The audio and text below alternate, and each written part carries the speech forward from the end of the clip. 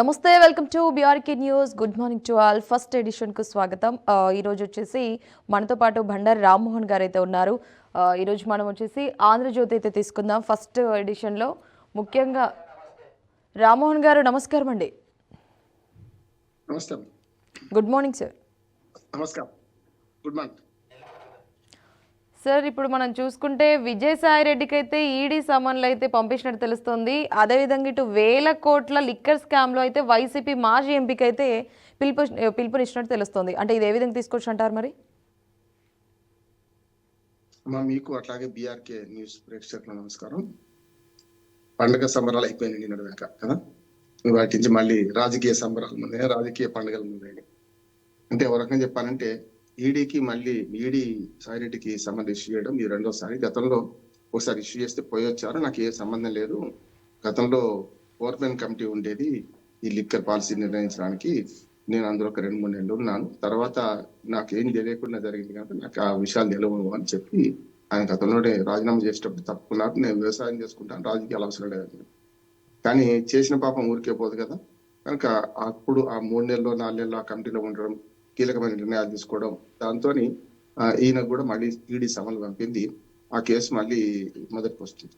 అంటే ఒక రకంగా చెప్పాలంటే కేసు అంటే కౌంటర్ కేసు అన్నట్టు ఇప్పుడు ఏదైతే జగన్మోహన్ రెడ్డి గారి హయాంలో జరిగినట్టు చెప్పబడుతున్న ఈ స్కామ్ ఏదైతుందో ఇందులో 2 విషయాలు ఉన్నాయి మనకు. ఒకటేమో ప్రభుత్వ షాపులు నడిపింది అప్పుడు, కానీ డిజిటల్ పేమెంట్స్ లేవు, నగదు మారింది, చేతులు మారింది. అంటే వాటర్ బాటిల్ ఎవరైనా కొనుక్కోదలుచుకుంటే 100, 50, 150 ఉండే కదా, అది ఇస్తేనే డబ్బులు ఇచ్చారు. డిజిటల్ పేమెంట్స్ లేవన్నారు. ప్రభుత్వమే నడిపిన షాపులలో డిజిటల్ పేమెంట్ లేకుండా ఎట్లా నడిచింది అంటే అక్రమంగా కొంత డబ్బు బిగ్ బాస్ కు పోయింది అనేది వాళ్ళ ఆరోపణ. బిగ్ బాస్ పేరు చెప్తలేరు కానీ మొత్తం మీద జగన్మోహన్ రెడ్డి బిగ్ బాస్ అనే దాన్ని ఈ మొత్తం కేసును కట్టే ప్రయత్నం చేస్తుంది ఈడీ. కనుక అక్కడ దాకా పోకముందే ఈ మధ్యన వీళ్ళందరూ ఉన్నారు కదా, ఇక్కడికి వచ్చింది ఆయన స్పష్టంగా చెప్పిండు. నాకు ఆ పాలసీ గురించి నిర్ణయం చేసేటప్పుడు మొదటి 3 నెలలు ఉన్నాను, తర్వాత నాకు ఏం తెలియదు, నేను ఇప్పటికే నన్ను పార్టీ నుంచి నేను బయటకు చేశాను, నాకు సంబంధం లేదన్నాను. అప్పుడు కూడా పిలిపించారు, పిలిపిస్తే కూడా చెప్పారు ఆ కమిటీలో 2-3 ఉండేవాళ్ళు, నేను కూడా ఉండేవాడిని అందులో అని చెప్పి. ఇప్పుడు ఏమైందంటే ఆ కేసు కౌంటర్ కేసు మొన్న మనం చూసాం కదా, ముక్కల చెరువు ఇబ్రాహీంపట్నంలో ఈ అక్రమ మద్యం ఏదైతే ట్యాక్స్ పెయిడ్ మద్యం అంటే డ్యూటీ పెయిడ్ మద్యం కాకుండా అమ్మిండ్రు అనే దాని మీద ఇటుపక్క ఇప్పుడు ఈ ప్రభుత్వం మీద జోగి రమేష్ వీళ్ళందరూ ఆరోపణ చేశారు. ఇప్పుడు వాళ్ళు అన్నదమ్ములు ఇద్దరు, జోగి రమేష్ బ్రదర్స్ ఇద్దరు జైల్లో ఉన్నారు. అంటే case and counter case liquor scam అయితే నడుస్తూనే ఉంది. ఇందులో ఇది ఈడీ, అదేమో సిఐడి చేస్తుంది. ఆ కేసు ఏమో సిఐడి చేస్తుంది, ఇది వీళ్ళు చేస్తున్నారు. చూద్దాం ఏం జరుగుతుందో. కానీ ఇప్పుడు ఒక రకంగా చెప్పాలంటే ఇప్పుడు ఆనాడు ఏం జరిగిందో చెప్పాల్సిన బాధ్యత సాయిరెడ్డి గారికి వచ్చింది. సాయిరెడ్డి గారు ఏం చెప్తారు, ఎట్లా ఉంటది, మరి ఇంకెవరెవరి పేర్లు చెప్తారు. ఆయన కీలకమైన వ్యక్తి కనుక అప్పుడు ఆ కుంభకోణంలో ఎవరు పాల్పంచుకున్నారనే సంగతి చెప్పించడానికే ఈ మన ఈడీ ప్రయత్నం చేస్తుంది. డబ్బులు చేతులు మారనే దానికి పెద్ద ఉదాహరణ అనుకుంటాను. దీనిలో పరిష్కారం వైపు పోకుండా ఇంకా క్రిటికల్ చేస్తున్నాను నేను అనుకుంటున్నాను. ఎందుకంటే పరిష్కారం వైపు పోవాలంటే ఆనాడు ఆ డిజిటల్ పేమెంట్స్ లేవంటున్నారు కదా, ఆ షాపుల్లో ఎంత లిక్కర్ అమ్మింది ఇప్పుడు గవర్నమెంట్ నడపలేదు, మరి వేరే వాళ్ళు కాంట్రాక్ట్ కి ఇచ్చేసారు. ఇప్పుడు అదే ప్లేస్ లో అంటే ఆ ఏరియా ప్లేస్ అదే ఉండకపోవచ్చు, షటర్ మారవచ్చు, కానీ ఇప్పుడు ఎంత అమ్ముతుంది అంటే అప్పటికెప్పుడు తేడా ఉందా ఏమైనా? అప్పుడు 10 రూపాయలు అమ్మితే ఇప్పుడు 100 అమ్ముతుందా? మరి 90 రూపాయలు ఏమైనట్టు చేయొచ్చు. కానీ అప్పుడు 10 అమ్మింది, ఇప్పుడు 10 అమ్మింది, లేకుంటే ఇప్పుడు 20 అమ్మింది, అప్పుడు 20 అమ్మింది అంటే పెద్దగా కుంభకోణం లేనట్టే కదా. అంటే రాజకీయ మలుగుతున్నాయి కుంభకోణంలో. మరి ఈడీ ఏం తెలుస్తుంది, డబ్బులు ఎక్కడ చేతులు మారని తెలుస్తుంది అనేది మాట ఉన్నది. ఒక మాట మాత్రం చెప్పొచ్చు, చివరిగా 12 కోట్ల రూపాయలు 11 కోట్ల రూపాయలు 12 పెట్టెల్లో దొరికినట్టున్నారు. మరి 12వ పెట్టెలో ఏముంది ఇప్పటిదాకా ఈడీ కూడా తెలుసలేదు. ఆ డబ్బులన్నీ తీసుకుపోయి బ్యాంకులో జమ చేశారు. బ్యాంకులో జమ చేస్తే మళ్ళీ కస్టమర్స్కి వెళ్ళిపోతాయి కదా. మరి ఎట్లా కోర్టులో, నేను అడ్వకేట్ చెప్తున్నాను, కోర్టులో ఎట్లా మార్పు చేస్తారో డబ్బు దొరికింది అన్నట్టు ఇవన్నీ కొంచెం గందరగోళంగానే ఉంది. విచారణ సజావుగా సాగుతలేదని నేను అనుకుంటున్నాను. రైట్ రామ్మోహన్ గారు, ఇదే లిక్కర్ స్కామ్లో కనుక మనం చూసుకుంటే 22న విచారణకు రావాలంటూ కూడా నోటీసులు జారీ చేయడం కూడా జరిగింది. అదేవిధంగా మనం చూసుకుంటే సిట్ అధికారులు కూడా ఇప్పటి వరకు అయితే వారిని అయితే విచారించినట్టు కూడా తెలుస్తుంది. ముఖ్యంగా అంటే సాయిరెడ్డి అయితే అంటే స్కామ్ సంగతులు కావచ్చు, అదేవిధంగా ఏ విధంగా స్కామ్లు జరిగింది దాని గురించి కూడా సిట్ అధికారులకు తెలియజేయడం జరిగింది. ముఖ్యంగా మనం చూసుకుంటే రాజకేశ్రెడ్డి కీలకం అని కూడా వెల్లడించినట్లయితే సమాచారం అయితే ఉంది. మరి ఇక్కడ ముడుపులను దేశం దాటించారన్న సాయిరెడ్డి మనకైతే తెలుస్తుంది కదా. అసలు దీన్ని ఏ విధంగా తీసుకొచ్చి అంటారు? మరి 22కి అయితే విచారణకు మన నోటీసులు అయితే జారీ చేసినట్టు తెలుస్తుంది కదా. అదే రమ్మని కోరిండ్రు. ఇప్పుడు కేసు అండ్ కౌంటర్ కేసు అన్నారు కదా. రాజ్ కేసు రెడ్డి కానీ వీళ్ళు కానీ వీళ్ళందరూ సమన్లో పోయినాయి. అంతకుముందు విదేశాలకు వెళ్ళిపోయిండు, వచ్చిన తర్వాత అరెస్ట్ చేశారు. ఇవన్నీ జరిగినాయి కనుకనే ఈ కేసుతో పాటు సిఐడి కూడా ఇంకో కేసు చేసింది కదా. ములకల చెరువును మనకు ఇబ్రాహీంపట్నంలో నాన్ డ్యూటీ పేడ్ మద్యం పట్టుకున్నట్టు ఈ రెండు విచారణ జరుగుతున్నాయి. ఇదేమో ఈడీ చేస్తుంది, అదేమో సిఐడి చేస్తుంది. అది స్టేట్ గవర్నమెంట్ ది సిఐడి, ఇదేమో ఈడీ ఏమో సెంట్రల్ గవర్నమెంట్ ది. చూద్దాం ఏం జరుగుతుంది. మొత్తం మీద మాత్రం ఈ కుంభకోణంలో ఇప్పటిదాకా ఏం తేల్చలేకపోయింది. అంటే దాదాపు 20 నెలలు దాటింది ప్రభుత్వం వచ్చి, కొత్త ప్రభుత్వం వచ్చి, ఒక్కటే ప్రభుత్వం 20 నెలల తర్వాత కూడా మరి అక్కడ ఈడీ ఏమో పాత కేసు అది తేల్చలేకపోతుంది. ఇప్పుడేమో కొత్తగా సిట్ వేసిన కేసు కూడా ఇది తేల్చలేకపోతుంది. చూద్దాం ఏం జరుగుతుందో. మొత్తం మీద ల్యాండ్, మైను, శాండ్, వైను ఈ 4 కుంభకోణాలు మాత్రం పెద్ద ఎత్తున ఆంధ్రప్రదేశ్ లో జరుగుతున్నట్టు మనకు అర్థమవుతుంది. ఈ ఎన్నికైన ప్రజాప్రతినిధులు వీటి మీదే మొత్తం వ్యాపారాలు ఇవన్నీ చెప్తున్నట్టు మనకు అర్థమవుతుంది. అంటే పార్టీలకు ఖచ్చితంగా అందరూ అదే పని చేస్తున్నారని మనకు అర్థమవుతుంది. రైట్ రామ్మోహన్ గారు, ముఖ్యంగా ఈనాడులో అయితే మనం చూసుకుంటే కనుక గ్రీన్ హైడ్రోజన్ హబ్గా ఏపీ హరిత ఇంధనం అనగానే ముఖ్యంగా కాకినాడ గురించి ప్రస్తావించే రోజు వస్తుంది అంటూ కూడా అయితే తెలియజేస్తున్నారు. మరి 2027 జూన్కి 5 లక్షల టన్నుల ఎగుమతులు కూడా ఇవ్వనున్నట్టయితే తెలుస్తుంది. మరి దీన్ని ఏ విధంగా తీసుకొచ్చుంటారు? మంచిదే కదా. నా ఉద్దేశం ఏంటంటే సాంప్రదాయేతర ఇంధన వనరులు సంపాదించుకోవడం మనకు ముఖ్య కర్తవ్యం. ఎందుకంటే ఇప్పుడు డీజిల్, పెట్రోల్, మన ముడి చమురు చూస్తున్నాం కదా. మొత్తం ప్రపంచం అంతా చమురు సంక్షోభం నెలకొంది. దేశాల మధ్య యుద్ధాలు జరుగుతుంది చమురు కోసం, డాలర్ల యుద్ధం కోసం. అంటే చమురు కొనాలంటే డాలర్లు కావాలి, డాలర్ రారాజు కావాలి. కనుక ప్రపంచవ్యాప్తంగా ఉద్యమం ఇది జరుగుతుంది కనుక ఈ సంక్షోభంలో మన జాగ్రత్తలో ఉండాలని. రేపు పొద్దున రష్యా నుంచి ఇంధనం అయినా, లేకుంటే అమెరికా నుంచి ఆగినా, ఇంకెక్కడి నుంచి ఆగినా కూడా మన ఇంధనం మనకు ఉండాలనుకుంటే మనం జీవ ఇంధనాన్ని తయారు చేసుకోవాల్సిన అవసరం ఉంది. ఇప్పటికే ఇథనాల్ కలుపుతున్నారు పెట్రోల్లో ముఖ్యంగా ఇథనాల్ కలుపుతున్నారు. ఆ కలపడం వల్ల కన్జంప్షన్ పెరిగింది, మనకు మంచి కన్జంప్షన్ కెపాసిటీ కూడా పెరిగింది అంటున్నారు. కనుక ఇట్లాంటి ఇప్పుడు కాకినాడది ఒక మంచి విప్లవం అంటారు. ఆంధ్రప్రదేశ్ కు ఇంధనం వస్తే అందరికీ, అంటే ఒక ఆంధ్రప్రదేశ్ కే కాదు, తెలుగు రాష్ట్రాలకే కాదు, దేశం అంతా సప్లై అవుతుంది. కనుక మంచిది. ఇది జూన్ నుంచి సప్లై మొదలవుతుంది అంటుందంటే ఇంకా మంచిది అంటున్నాను. నిన్ననే ప్రారంభించారు వారు. అప్పటిదాకా ఇప్పుడు కొన్ని పనులు అయ్యేదాకా తెలియవు, దాని పని చేసుకుంటూ పోతాయి. శంకుస్థాపన చేసే వరకే మన పనులు. దానికి అవసరమైన విద్యుత్, నీళ్లు, రోడ్లు, సౌకర్యం, కమ్యూనికేషన్ ఇస్తే వాళ్ళ పని వాళ్ళు చేసుకుని పోతారు అనేది మంచి ఉదాహరణ. ఇది జైవ ఇంధనాన్ని తయారు చేసే క్రమంలో ఇది ఒక మంచి విప్లవాత్మకమైన చర్య. ఇంధన రంగంలో మనకు స్వయం సమృద్ధికి అవకాశం వస్తుంది. రామ్మోహన్ గారు, ఇదే ఆంధ్రజ్యోతిలో మనం చూసుకుంటే ఏపీలో కనుక త్వరలోనే హోప్ ఐలాండ్ నుంచి ఉపగ్రహం ప్రయోగం కూడా చేయనున్నారు. అదేవిధంగా సీఎం గ్రీన్ అమ్మోనియా ప్లాంట్లో అయితే శంకుస్థాపన అయితే సీఎం నారా చంద్రబాబు నాయుడు అయితే చేయబోతున్నారు. మరి దీన్ని ఏ విధంగా తీసుకొచ్చుంటారు? అంతా మన మంచికి అనుకుందాం. ఎందుకంటే ఆంధ్రప్రదేశ్ సర్వతోముఖ అభివృద్ధి జరిగే క్రమంలో ఇవన్నీ కూడా ఒకటి వెనుక ఒకటి అన్నమాట. నా ఉద్దేశం ఏంటంటే అభివృద్ధి నిరంతర ప్రక్రియ. ప్రభుత్వాలు మారుతాయి, మన పార్టీలు మారుతాయి, కానీ ప్రభుత్వాలు శాశ్వతం కదా. శాశ్వతమైన ప్రభుత్వాలు ఏం చేయాలంటే గతంలోనే ఏదైనా ప్రభుత్వం మంచి పని చేస్తే దాన్ని కంటిన్యూ చేయాలి, ఏదైనా తప్పు చేస్తే దాన్ని సవరించాలి. కానీ మొత్తం రద్దు చేయడమో, లేకుంటే బంగాళాఖాతంలో పడేస్తామో, ఇక్కడ పడేస్తాం అక్కడ పడేస్తాం అనకుండా దాన్ని మంచిని ఆహ్వానించి చేసుకునే ప్రయత్నం చేయాలి. ఉదాహరణకు ఆరోగ్యశ్రీ ఫీ రీయింబర్స్మెంట్ ఉంటుంది అనుకోండి. ఆంధ్రప్రదేశ్ తెలంగాణ విడిపోయిన తర్వాత కూడా తెలంగాణలో అమలు చేశారు కదా, ఆంధ్రప్రదేశ్ లో అమలు చేస్తున్నారు కదా. పార్టీలకు ప్రభుత్వాలు అంటే శాస్త్రీయంగా కనుక పార్టీలకు అతీతంగా మంచిని తీసుకోవాలంటున్నారు. ఏ పథకమైనా కావచ్చు. కాకపోతే ప్రయారిటీస్ మారుతుంటాయి ప్రభుత్వాలు మన. అందుకని ఇప్పుడు మీరు అన్న ఈ అభివృద్ధి దేశంలో మన ఇవాళ పోతుందంటే పునాది లేకుండా పోదు కదా ఏదైనా సరే. ఇప్పుడు అందుకని క్రియేట్ వార్ జరుగుతుంది ఆంధ్రప్రదేశ్ లో. భోగాపురం ఎయిర్పోర్ట్ ఎవరు చేసిండ్రు? అయ్యా కొసకి వచ్చిన తర్వాత మీరు చేసిండ్రు, అసలు మొత్తం భూమి సేకరించింది మేమే, వైసీపీ అంటది. ఇట్లా అంటే క్రియేట్ వార్ జరుగుతుంది. అట్లాగే దుర్మార్గాలకు కూడా ఎవరు కారణం? అన్యాయం, రాయలసీమకు అన్యాయం ఎవరు చేసిండ్రు? పోతిరెడ్డిపాడు దాన్ని ఎవరు ఆపిండ్రు అని మీద ఇప్పుడు అన్యాయాల మీద కూడా వార్ జరుగుతుంది. కనుక ఈ వార్లో మనము ప్రజలు బలి పశువులు కావద్దు. ఆవులు కొట్లాడుకుంటే లేగల దేవదూడల కాలు వెళ్ళినాడు కాకుండా అభివృద్ధి నిరంతర ప్రక్రియ కొనసాగించాల్సిందే. గతంలో మొదలుపెట్టిన దాన్ని వీళ్ళు కొనసాగిస్తే మంచిది అంటున్నాడు, అదే జరుగుతుంది. అందుకనే అభివృద్ధి నిరంతర ప్రక్రియ కనుక పోతుంది, మంచి అభివృద్ధి జరిగే అవకాశం ఉంది. ఉప ముఖ్యమంత్రి జోడేలాగా ఒక మంచి మన ఏమంటుంది అవగాహనతో పోతున్నారు. దీనివల్ల మంచి జరుగుతుంది నేను అనుకుంటున్నాను.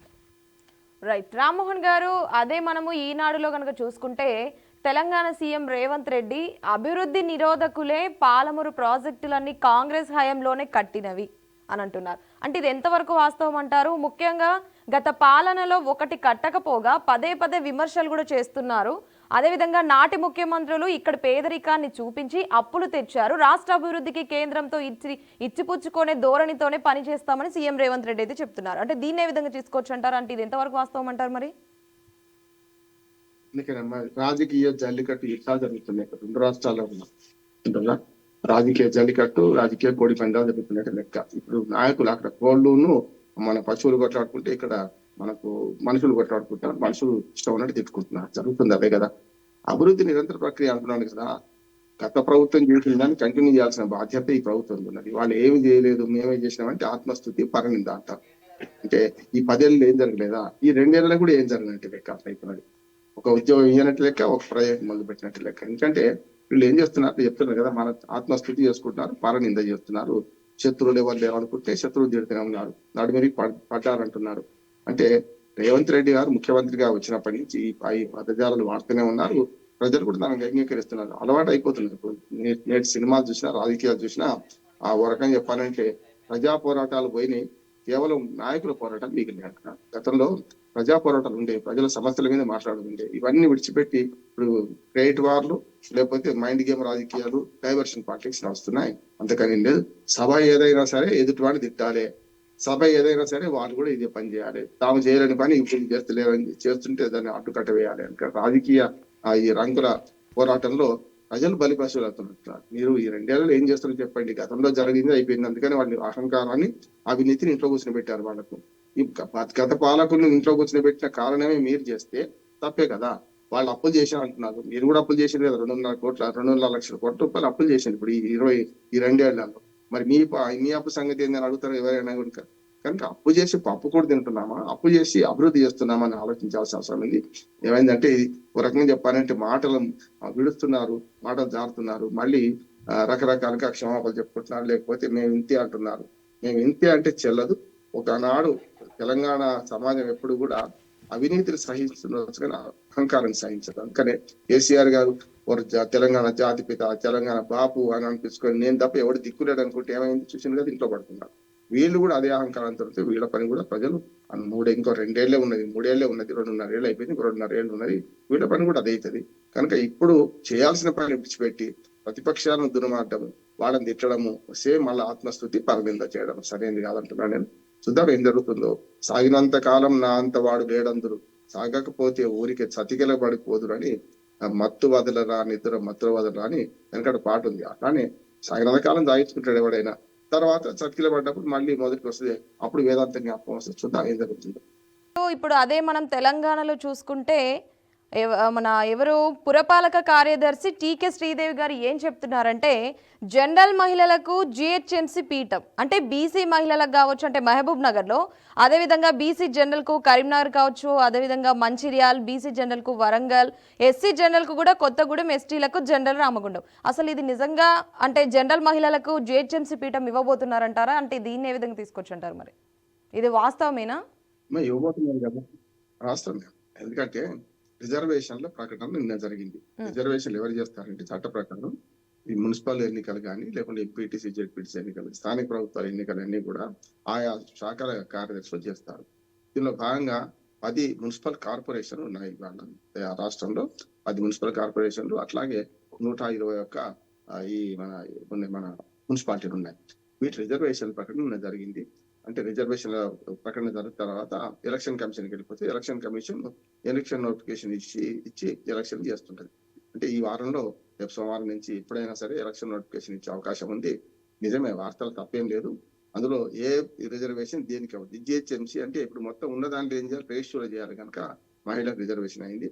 మిగతా కూడా దానికి ఏ వర్గానికి రిజర్వేషన్ అయిందో చెప్పారు. అది ఫిక్స్డ్ అంతే. ఈ 5 ఏళ్లకు ఇది వర్తిస్తుంది. రేపు ఎన్నికలు జరిగితే ఈ రిజర్వేషన్ ప్రకారం ఎన్నికలు జరుగుతాయి. కానీ ఏమైందంటే కౌన్సిలర్లకు, కార్పొరేటర్లకు రిజర్వేషన్, మళ్ళీ పైన చైర్మన్లకు, మేయర్లకు రిజర్వేషన్, సేమ్ 2 రిజర్వేషన్ ఉండడం వల్ల ఏమైందంటే ఆయా స్థానాల్లో ఇప్పుడు జనరల్ మహిళ వచ్చింది అనుకోండి, జనరల్ మహిళ ఎవరైనా కావచ్చు, అంటే మనకు ఎస్సీ, ఎస్టీ, బీసీ, మైనార్టీ ఎవరైనా కావచ్చు. కానీ మామూలుగా స్పెసిఫిక్ గా ఎస్టీ మహిళకు వచ్చింది అనుకోండి, అంటే ఆ మొత్తం సిడాలు ఒక్కడే ఎస్టీ మహిళ ఉంటది. అప్పుడు ఆ వాళ్లే తప్పనిసరి దిక్కు అవుతుంది. ఎందుకంటే ప్రత్యక్ష ఎన్నికలు మేలమ్మ. ఈ రిజర్వేషన్ ప్రకటించడం మంచిదే కానీ రెండు చోట్ల ప్రత్యక్ష ఎన్నికలని మంచిది. ఉద్దేశం మున్సిపాలిటీ కానీ పంచాయతీలో కనుక పంచాయతీ మెంబర్ కు సర్పంచ్ ప్రత్యక్ష ఎన్నిక ఎట్లా జరుగుతుందో మున్సిపాలిటీలో కానీ జిల్లా పరిషత్లో కానీ మండల పరిషత్లో కూడా అది జరిగితే మంచిది. గతంలో మనకు చాలా ఉదాహరణలు ఉన్నాయి. ఎన్టీ రామారావు గారు ఉన్నప్పుడు మన మండల సర్పంచ్ మొదలు పెడితే మనకు మేయర్ దాకా అన్ని స్థానాల్లో డైరెక్ట్ ఎలక్షన్స్ పెట్టారు. అప్పుడు ఏమవుతుందంటే ప్రజల మనోభావాలు, అరే మాకు పట్టణానికి అభివృద్ధి చేస్తారు, రామ్మోహన్ రావు పరం మల్లయ్య పరం ఇలా చేస్తారని డైరెక్ట్ నమ్ముతారు. ఇప్పుడు అట్లా కాదు. అంటే కౌన్సిలర్లు కానీ కార్పొరేటర్లు గెలుస్తారు, వీళ్ళని ఎవడు కొనుక్కుంటే వాడు మేయర్ అవుతారు, వీళ్ళని ఎవడు కొనుక్కుంటే వాళ్ళు చైర్మన్ అవుతారు. ఇది అంటే డైరెక్ట్ గా ప్రజల చేతులు పెట్టాల్సిన అధికారాన్ని వీళ్ళు పరోక్షంగా వీళ్ళు కౌన్సిలర్లు కార్పొరేటర్ చేతులు పెడుతున్నారు. ఇది పూర్తిగా అమ్మకాలకు కొనుగోలుకే దారితీస్తుంది. ఇప్పుడు ప్రత్యక్ష ఎన్నికలు కనుక పెడితే చాలా మంచిగా ఉంటది. కానీ వీళ్ళు ఏం చేస్తున్నారు, ఏ దూడలో ఈయననే మాదే దూడ, ఎవడైనా సరే కోఆప్ట్ చేసుకునే మెంబర్లతో వాళ్ళతో గెలుస్తామని అధికార పార్టీలు నాటకం ఆడుతున్నాయి. ఇప్పుడు ఈ అధికార పార్టీ కదా, గతంలో బీఆర్ఎస్ కూడా అదే చేసింది, అంతకుముందు కాంగ్రెస్ కూడా అదే చేసింది. అప్పుడు కాంగ్రెస్, ఇప్పుడు బీఆర్ఎస్, ఇప్పుడు వీళ్ళు కూడా అదే చేస్తున్నారు. ఎన్టీ రామారావు అప్పుడు కింది నుంచి పై దాకా డైరెక్ట్ ఎలక్షన్ పెట్టడం వల్ల ప్రజలు డైరెక్ట్ గా మా మేయర్ ఎవరు ఎన్నుకుందాం అనుకున్నారు. గతంలో తీగల కృష్ణారెడ్డి గారు అట్లా ఎన్నికైన మేయర్ హైదరాబాద్ దానం నాగేంద్ర గారు, తీగల కృష్ణారెడ్డి గారు గతంలో 2002లో మేమంతా ఉమ్మడి వేదికలు పెట్టాం. అప్పుడు అట్లా ఎన్నికైన వాళ్ళే. ప్రతి దగ్గర డైరెక్ట్ ఎలక్షన్స్ లో ఏమైతే ప్రజల పాత్ర పెరుగుతుంది. ప్రజలు మాకు ఎవరు సరైన వాళ్ళు గెలిపించుకుందాం అనుకుంటారు. ఈ పరోక్ష ఎన్నికల్లో ఏమైందంటే ప్రజల భాగస్వామ్యం ఉండదు. ప్రజలు కూడా అనుకున్న రీతిలో ప్రజలు ఓట్లేసింది ఒకరికైతే చివరికి వీళ్ళందరినీ కొనుక్కొని మేయర్లుగా, లేకుంటే కార్పొరేషన్ మేయర్లుగా, మున్సిపల్ చైర్మన్లుగా దుర్మార్గులు, మీ బాట అంటున్నారు, దుర్మార్గులు లేకుంటే డబ్బులు ఉన్న వాడికి గెలుస్తారు. దానివల్ల సాధ్యం కాదు. దానివల్ల ప్రజాభిష్టం మేరకు చైర్మన్లు కానీ, లేకుంటే మున్సిపల్ కార్పొరేషన్ మేయర్లు కానీ, ఎంపీ ప్రెసిడెంట్స్ కానీ, జడ్పీ చైర్మన్లు కానీ రారు అంటున్నాను. పరోక్ష ఎన్నికల బదులు ప్రత్యక్ష ఎన్నికలు పోవాలని నేను ఈ ప్రభుత్వం సలహా ఇస్తున్నాను. రామ్మోహన్ గారు, అదే విధంగా మనం దీనిలోనే చూసుకుంటే అదే ఈనాడులో అంటే ఈ జనరల్ మహిళలకు జిహెచ్ఎంసీ పీఠంలో భాగంగా పట్టణ స్థానిక సంస్థలకు రిజర్వేషన్లు అయితే ఖరారైనైతే తెలుస్తుంది. ముఖ్యంగా రాష్ట్ర ఎన్నికల సంఘానికి నివేదికను కూడా జారీ చేశారు. అంటే 1-2 రోజుల్లో షెడ్యూల్ను కూడా విడుదల చేయనున్నట్లయితే తెలుస్తుంది. అంటే నిజంగా 2 రోజుల్లోనైతే ఈ షెడ్యూల్ అయితే విడుదల చేసే అవకాశం ఉందంటారా? వస్తుంది. ఎందుకంటే ఇప్పుడు ఎలక్షన్ కమిషన్ ప్రధానమైన అవరోధం ఏంటంటే డిలిమిటేషన్ ఒకటి కావాలి. డిలిమిటేషన్ ఆల్రెడీ ఇచ్చేసిండు. ఇది వరకు ఏ వార్డు ఏమిటి అనేది, ఏ వార్డులో ఎంతమంది ఓట్లు అవుతుందంటే. రెండోది ఏంది, మనకు రిజర్వేషన్లు ఖరారు చేయాలి. ఈ 2 చేసేస్తే వాళ్ళ పని వాళ్ళు చేసుకుంటారు. నా ఉద్దేశం ఏంటంటే నెక్స్ట్ వీక్, ఇప్పుడు వాళ్ళ ఆదివారంలో ఉన్న రేపు సోమవారం నుంచి ఎప్పుడైనా నోటిఫికేషన్ ఇష్యూ కావచ్చు. ఫిబ్రవరి మొదటి వారం కల్లా ఎలక్షన్లు కూడా పూర్తి అవుతాయి అనుకుంటున్నాను. రైట్. రామ్మోహన్ గారు, అదే ఈనాడు పేపర్లో కనుక మనం చూసుకుంటే అందరికీ తెలిసిన విషయమే, మేడారం జాతర అయితే రాని వచ్చేసింది. గద్దెకెక్కిన అభివృద్ధి, ముఖ్యంగా శిలలపై సమ్మక్క సారక్కల ఘన చరిత్ర కావచ్చు, కళ్ళు తిప్పుకోవని ఆదివాసీ శిల్పకళ సిద్ధమైన గద్దెల ప్రాంగణంలో రేపేనైతే అది ఉత్సవం అయితే ప్రారంభం కానుంది. దీన్ని ఏ విధంగా తీసుకొచ్చుంటారు మరి? మంచిది అంటున్నాను. ఎందుకంటే ఇప్పటిదాకా పాత గద్దెలు అన్ని చాలా ఇరుగ్గా ఉండేవి. నేను కూడా చాలాసార్లు జాతర లేనప్పుడు కూడా, జాతర ఉన్నప్పుడు అయితే కష్టం, కానీ ప్రపంచంలో అతి పెద్ద గిరిజన జాతర అప్పుడు. అయితే ఎప్పుడో కట్టిన గద్దెల్లో చాలా ఇరుగ్గా ఉండడం, మనుషులు కోట్ల మంది, దాదాపు 1 కోటి మందికి పైగా మన హాజరవుతారంటున్నారు. మన తెలంగాణ రాష్ట్రమే కనుక తెలంగాణ, ఆంధ్రప్రదేశ్, ఒరిస్సా, ఛత్తీస్గఢ్, మహారాష్ట్ర, ఈ 5-6 రాష్ట్రాల నుంచి వస్తారు. దూర ప్రాంతాల నుంచి కూడా వస్తారు, కానీ తక్కువ మంది. ఈ 5 రాష్ట్రాల కూడలిగా ఉంటది కనుక ఇప్పుడు ఈ 5 రాష్ట్రాల నుంచి వస్తారు. అది కాక గిరిజన జాతర కనుక వాళ్ళకి గద్దెల చుట్టూ తిరగడానికి. ఇంకోటి ఏంటంటే గద్దెలన్నీ ఒకటే ఉండకపోయి, పడిగిద్దరాజు గద్దె వేరే ఉండేది, సమ్మక్క సారక్క గద్దెలు వేరే ఉండేవి. ఇట్లా ఉండడం వల్ల కన్ఫ్యూజ్ అయ్యేది కూడా.